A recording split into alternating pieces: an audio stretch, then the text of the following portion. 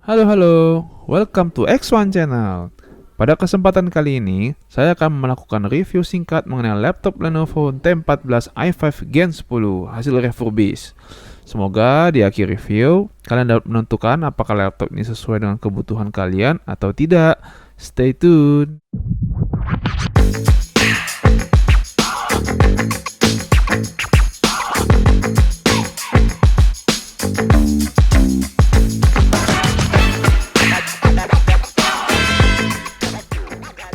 Mari kita masuk ke dalam desain dan features. Untuk desainnya, laptop ini menggunakan desain standar clamshell. Beban laptop ini ada di kisaran 1,4 kg. Pada sisi sebelah kiri, terdapat port USB Type-C 3.2 Gen 1, USB Type-C 3.2 Gen 2 atau Thunderbolt 3. Ada juga side docking connector, USB Type-A 3.2 Gen 1, HDMI port, headphone dan mikrofon combo jack, micro SD card reader. Side docking merupakan konektor yang bisa ditempelkan dengan alat seperti contoh ini ya. Jadi bisa ditempelkan ke dalam produk ThinkPad Ultra Docking Station yang akan menambah ekspansi konektivitas. Sedangkan di sebelah kanannya ada smart card reader, USB 3.2 Gen 1, dan Ethernet port serta security lock yang biasa disebut dengan Kensington lock. Untuk displaynya, ini standar IPS 1080p 60Hz dengan perbandingan layar 16:9. Layarnya ini bukan yang touchscreen ya. Output warnanya dari displaynya ini cukup baik. Untuk keyboardnya menggunakan layout standar dan ada dua level backlight.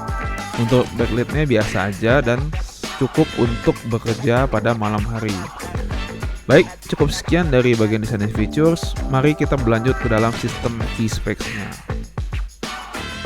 Lenovo T14 ini dilengkapi dengan hardware sebagai berikut.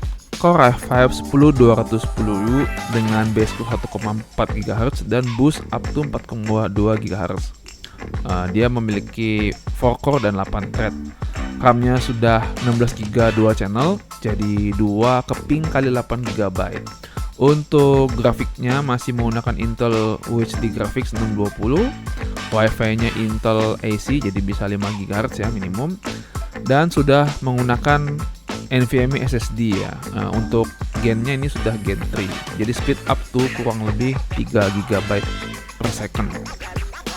Speed SSD-nya yang sudah mengikuti spek PCIe Gen 3 ini, jadi kecepatan write-nya sudah sangat tinggi. Dengan RAM sebesar 16GB dilengkapi dengan i5 Gen 10 ditambah lagi dengan SSD yang cepat ini, memungkinkan penggunaan sehari-hari yang sangat lancar dan smooth. Kemudian kita bisa lanjut ke dalam sesi gaming. Dibandingkan dengan laptop Lenovo X270 yang saya pernah review kemarin, walaupun laptop ini memiliki GPU yang sama yaitu Intel H20, tapi CPU-nya yang lebih tinggi dan RAM-nya yang sudah 2 channel tentunya dapat memberikan pengalaman gaming yang lebih baik. Kita masuk ke game pertama yaitu Re-Legend by Magnus Game Studios. Game ini merupakan game yang terinspirasi dari game Clone Factory ya, keluaran dari Marvelous. Namun karena game ini sudah berat dari sisi grafiknya, peningkatan RAM dan CPU yang ditawarkan hanya memberikan efek yang minim. FPS yang didapat itu sekitar 20-an. Memang masih belum nyaman untuk dimainkan, namun kalau dibandingkan dengan laptop sebelumnya, ini bisa dikatakan meningkat hampir 50% ya, dari yang belasan jadi 20-an gitu. Next, Honkai Star Rail by Hoyoverse. Tentunya game ini sudah sangat terkenal ya. Jadi gamenya sifatnya turn-based dan memiliki gambar yang cukup baik. Kombinasi hardware yang lebih powerful memungkinkan game ini dapat dimainkan dengan performa yang cukup, walaupun kadang-kadang FPS-nya drop ke belasan.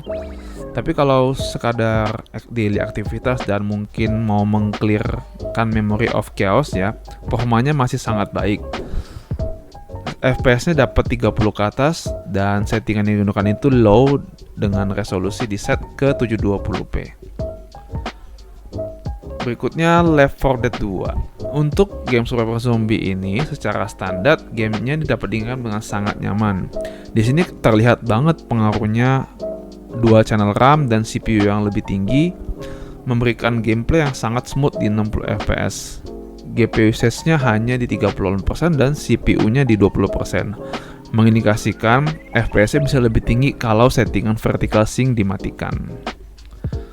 Berikutnya The Sims 4. The Sims 4 merupakan game yang cukup enteng dijalankan ya, dikarenakan walaupun game ini merupakan lanjutan dari The Sims 3, EA selaku game developer dari The Sims memutuskan untuk menurunkan spesifikasi agar gamenya lebih terjangkau di kalangan hardware low-end. Kemudian berikutnya Battlefield 4 tahun 2013. Game AAA keluaran EA ini walaupun sudah sangat lama masih dapat menampilkan visual yang cukup baik dan tidak kalah dengan game-game saat ini. Dengan kombinasi CPU dan RAM 16GB, game ini pun dapat dimainkan dengan settingan low dan internal resolution di set ke 540p atau 50% dari 1080p. Dapat FPS sekitar 35 ke atas. Memang tidak cukup untuk menikmati permainan ini di mode multiplayer, namun masih bisa playable.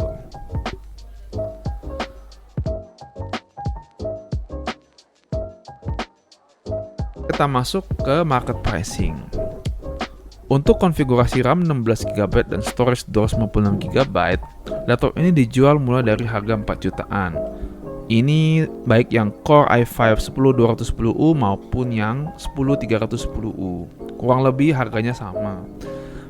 Di harga segini, banyak persaingan yang cukup kompetitif dari toko-toko yang menjual laptop brand new. Contohnya, Xerox ini yang menggunakan Ryzen 5 3500U dan juga memiliki RAM 16GB.